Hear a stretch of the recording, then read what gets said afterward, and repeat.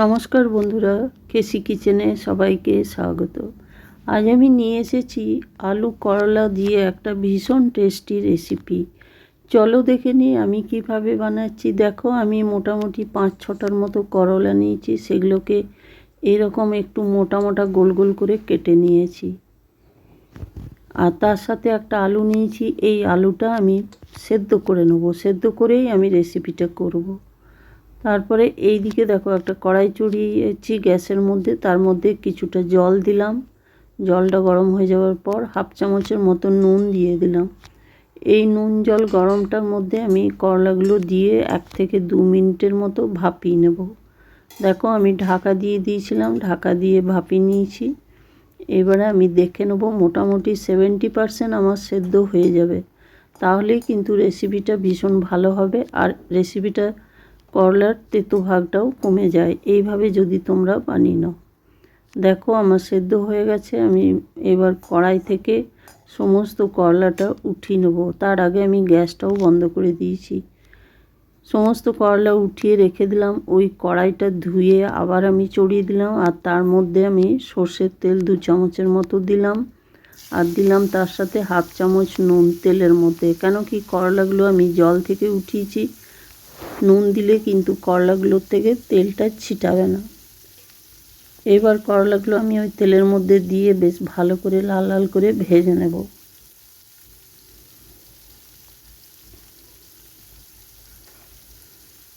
এরকম করলার রেসিপি তো তোমরা অনেকে অনেক রকমভাবে বানিয়েছো বা খেয়েছো। এইভাবে আমার মতো খুব সাধারণভাবে এই গরমের করলার রেসিপি বানিয়ে দেখো, খেতে অসম্ভব ভালো লাগে। বাচ্চা বড় প্রত্যেকেই কিন্তু খেয়ে নেবে। এই করলা তেতোর জন্য বাচ্চারা খেতে চায় না সহজে। এরপরে দেখো, আমি 1/2 চামচের মতো হলুদ দিয়ে দিলাম। হলুদ দিয়ে সমস্ত করলাটাকে আমি ভালো করে ভেজে নিচ্ছি। সমস্ত করলাটা আমার দেখো উল্টে পাল্টে সময় নিয়ে কিন্তু ভেজে নিলাম। এবার আমি কড়াই থেকে সমস্ত করলাটা একটা প্লেটের মধ্যে উঠিয়ে নেব।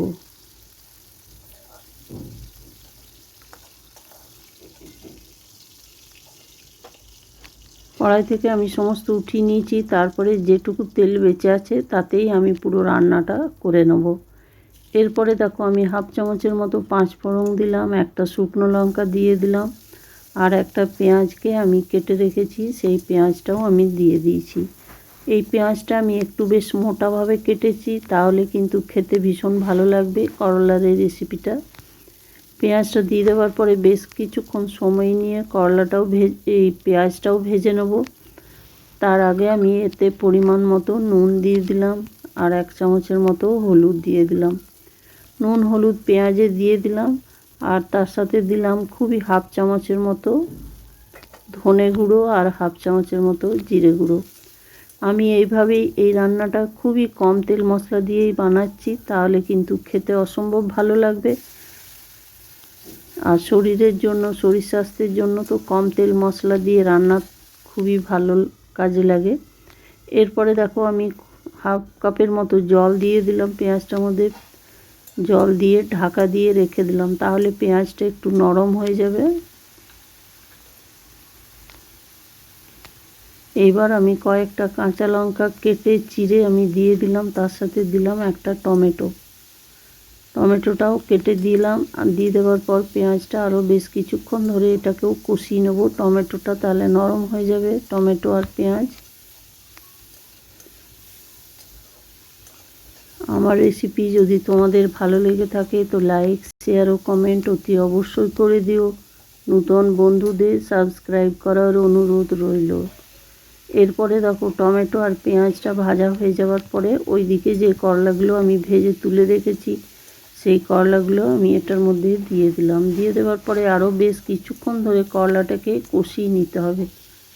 যে কোনো তরকারি একটু সময় নিয়ে ভালো করে কষালে বা ভাজলে তার তরকারির টেস্ট ভীষণ ভালো হয়, আর খেতে কিন্তু খুব ভালো লাগে।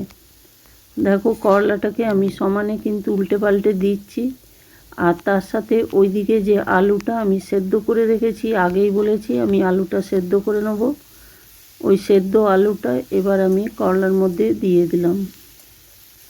তোমরা যদি আলুটা স্কিপ করতে চাও তাহলে আলুটা না দিলেও হবে, তাও ভাল লাগবে খেতে। তবে আলুটা দিলে কিন্তু করলার টেস্ট একটু বেশ ভালো হয়, আর বাচ্চারাও খুব সহজে খেয়ে নেবে। আলুটা দিয়ে দেখো বেশ কিছুক্ষণ ধরে আলুটাও কষিয়ে নেবো করলার সাথে।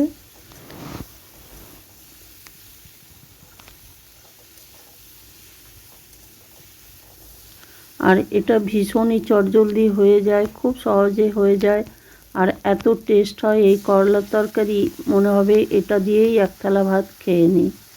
এরপরে দেখো যে করলাগুলো ভেজে আমি তুলে রেখেছিলাম থালাটায়, সেই থালাটা ধুয়ে সামান্যই জল দিয়েছি, মোটামুটি হাফ কাপের মতো জল দিয়ে আমি ঢেকে দিয়ে 3-4 মিনিটের জন্য লো ফ্লেম করে রেখে দিয়েছিলাম। 3-4 মিনিট পরে দেখো ফিরে এসেছি, ফিরে ঢাকা খুলে দেখালাম, দেখো করলাও সেদ্ধ হয়ে গেছে আর জলটাও শুকিয়ে গেছে।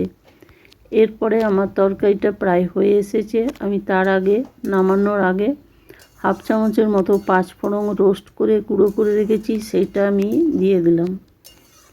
এই 5 ফোড়ন গুঁড়োটাতে কিন্তু করলার টেস্ট ভীষণভাবে বেড়ে যাবে আর খেতে ভীষণ ভালো লাগে। এইভাবে যদি তোমরা বানিয়ে নাও। দেখো ওই ভাজা মশলাটা দিয়ে আমি একটুখানি নেড়ে চেড়ে নিলাম, তারপরে গ্যাসটা বন্ধ করে দিয়ে একটা বাটির মধ্যে উঠিয়ে আমি গরম গরম ভাতের সাথে সার্ভ করে দিলাম।